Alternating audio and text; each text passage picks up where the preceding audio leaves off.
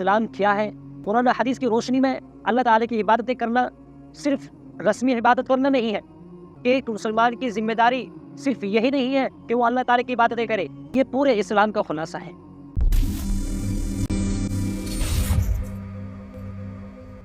بسم اللہ الرحمن الرحیم، ان الدین عند اللہ الاسلام، صدق اللہ العظیم۔ میں نے آپ حضرات کے سامنے قرآن کریم کی ایک آیت کی تلاوت کی جس میں بیان کیا گیا کہ اللہ تعالیٰ کے نزدیک اسلام دین قابل قبول ہے اور دنیا اور آخرت کی کامیابی کا دار و مدار مذہب اسلام پر ہی ہے۔ اب جاننا چاہیے کہ اسلام کیا ہے، اسلام کے بنیادی اصول کیا ہے۔ اسلام کے لغتی معنی سپرد کرنا یعنی اطاعت و فرما برداری کرنے کے ہے، اور اصطلاح میں اپنے آپ کو شریعت محمدی صلی اللہ علیہ وسلم کے سپرد کرنے کا نام اسلام ہے۔ یہ اسلام ایک جامع مذہب ہے، انسانیت کی رہنمائی کے لیے مکمل نظام حیات فراہم کرتا ہے، اور اسلام کے بنیاد دو اہم اصولوں پر ہے، حقوق اللہ اور حقوق العباد، اور یہ دو اصول انسانی زندگی میں توازن اور سکون فراہم کرتے ہیں۔ حقوق اللہ سے مراد اللہ تعالیٰ کی عبادتیں ہیں، یعنی اللہ تعالیٰ کی وحدانیت کا اقرار کرنا، اللہ کی ذات کے ساتھ کسی کو شریک نہ کرنا، اور اللہ کی رضا کے کام کرنا، جیسے کہ نمازیں پڑھنا، روزے رکھنا، زکوٰۃ دینا، حج کرنا۔ یہ سب چیزیں ایسی ہیں کہ جب بندہ ان کاموں کو کرتا ہے اللہ تعالیٰ اس سے راضی ہوتے ہیں۔ اللہ کی محبت اور اللہ تعالیٰ کے احکامات پر عمل کرنا یہ ایک انسان کی زندگی کا بنیادی مقصد ہے، جس کو قرآن کریم میں بیان کیا گیا ہے، وَمَا خَلَقْتُ الْجِنَّ وَالْإِنسَ إِلَّا لِيَعْبُدُونِ، کہ جو انسان اور جناتوں کو پیدا کیا گیا ہے وہ کس لیے پیدا کیا گیا؟ تاکہ وہ سب اللہ تعالیٰ کی عبادتیں کرے۔ قرآن و حدیث کی روشنی میں اللہ تعالیٰ کی عبادتیں کرنا صرف رسمی عبادت کرنا نہیں ہے، بلکہ ہر کام میں، ہر عمل میں اللہ کی رضا کو مد نظر رکھنا یہ بھی ضروری ہے۔ اور دوسرا اصول ہے حقوق العباد۔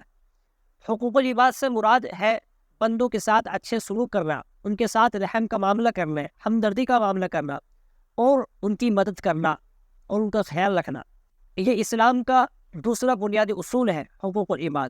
اس کی مختلف صورتیں ہو سکتی ہیں، جیسے کہ انسان سوسائٹی میں رہتا ہے، وہ اپنے والدین کے ساتھ بھی رہتا ہے، تو اس کو چاہیے کہ وہ اپنے والدین کے ساتھ حسن سلوک کا معاملہ کرے، چھوٹوں پر شفقت کا معاملہ کرے، اور چھوٹے بڑوں کے ساتھ عزت و احترام کا معاملہ کرے، اور غریبوں کو، مسکینوں کو اور ضرورت مندوں کی مدد کرے۔ یہ اسلامی حقوق ہے، اور یہ سب ایسے کام ہیں جن کو کرنے کی اسلام میں بہت ہی زیادہ ترغیب دی گئی ہے۔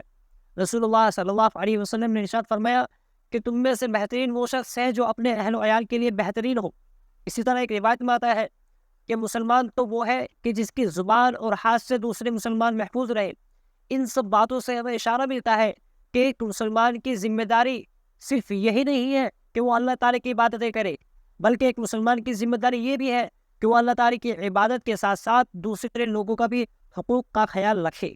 تو پورے اسلام کو خلاصہ یہ دو چیزیں ہیں، حقوق اللہ، اللہ تعالیٰ کے حقوق ادا کرنا، اور حقوق العباد یعنی بندوں کے ساتھ حسن سلوک کا معاملہ کرنا، اور اچھا اور ہمدردی کا ان کا معاملہ کرنا، اور ان کا خیال رکھنا۔ یہ پورے اسلام کا خلاصہ ہے۔ اور حقوق اللہ اور حقوق العباد ان دونوں میں ایک بہت گہرا تعلق ہے کہ ایک طرف جہاں اللہ کی عبادت کرنے کا حکم دیا گیا ہے، تو وہیں دوسری طرف حقوق العباد بھی انسان پر فرض ہے۔ کوئی اگر ایسا بندہ ہے کہ وہ صرف حقوق اللہ ادا کرتا ہے، یعنی نمازیں پڑھتا ہے، حج کرتا ہے، عمرے پر عمرے کیے جا رہا ہے، لیکن وہ ایک انسان کا حق مارتا ہے، اپنے کسی پڑوسی کا، اپنے کسی مسلمان بھائی کا، یا کسی بھی انسان کو وہ حق مارتا ہے، تو اس کی عبادتیں مکمل نہیں ہو سکتی۔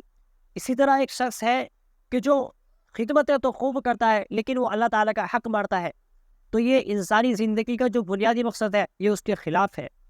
تو معلوم ہوا اسلام کا خلاصہ یہ دو چیزیں ہیں، اللہ تعالیٰ کی عبادتیں کرنا اور اللہ تعالیٰ کے بندوں کے ساتھ حسن سلوک کا معاملہ کرنا اور ان کا خیال رکھنا۔ اور سب سے آخر میں یہ عرض کروں گا کہ ہمارے ویڈیو بنانے کا مقصد صرف دین کی باتیں آپ تک پہنچانا ہے۔ آپ سے درخواست ہے کہ اگر آپ کو دینی بات اچھی لگے تو ہماری ویڈیو کو لائک کریں اور اپنے دوستوں کو شیئر کرنا بالکل نہ بھولیں، اور انشاءاللہ اللہ تعالیٰ آپ سے بھی راضی ہوگا اور اللہ تعالیٰ آپ کے ذریعے ہم سے بھی راضی ہوگا۔ السلام علیکم ورحمۃ اللہ وبرکاتہ۔